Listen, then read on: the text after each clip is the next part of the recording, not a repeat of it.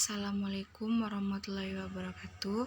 Perkenalkan, nama saya Lingga Kesuma Haryanti, NPM 200800072, mata kuliah Dasar-Dasar Filsafat. Baiklah, saya akan mempresentasikan hasil makalah saya tentang pengertian filsafat. Yang pertama, secara etimologi. Pengertian filsafat secara etimologi merupakan istilah yang sering kita temukan dalam kaji keilmuan.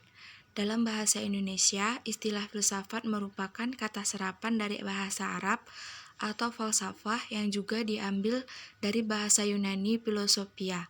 Dalam bahasa Yunani, kata filosofia tersebut merupakan kata majemuk atau jamak dan berasal dari kata-kata philia, persahabatan, cinta dan sejenisnya, dan sophia merupakan kebijaksanaan.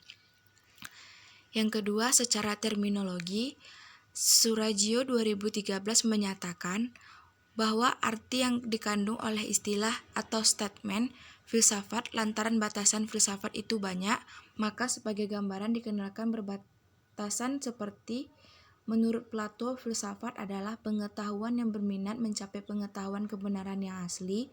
Aristoteles, filsafat adalah ilmu pengetahuan yang meliputi kebenaran yang terkandung di dalam ilmu-ilmu metafisika, logika, retorika, etika, ekonomi, politik, dan estetika.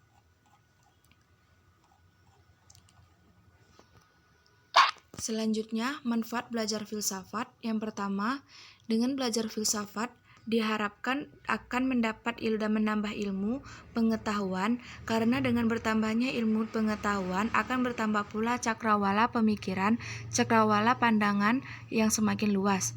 Yang kedua, dasar semua tindakan adalah ide. Sesungguhnya filsafat di dalamnya memuat ide-ide yang fundamental. Ide-ide itulah yang akan membawa manusia ke arah suatu kemampuan untuk merentang kesadarannya dalam segala tindakannya, sehingga manusia akan dapat lebih hidup, lebih tanggap atau peka terhadap diri dan lingkungannya, lebih sadar terhadap hak dan kewajibannya. Selanjutnya, dengan adanya perkembangan ilmu pengetahuan dan teknologi kita semakin ditantang dengan memberikan alternatifnya. Filsafat berguna bagi manusia apabila filsafat tersebut memperlihatkan kemajuan yang positif bagi kehidupan manusia.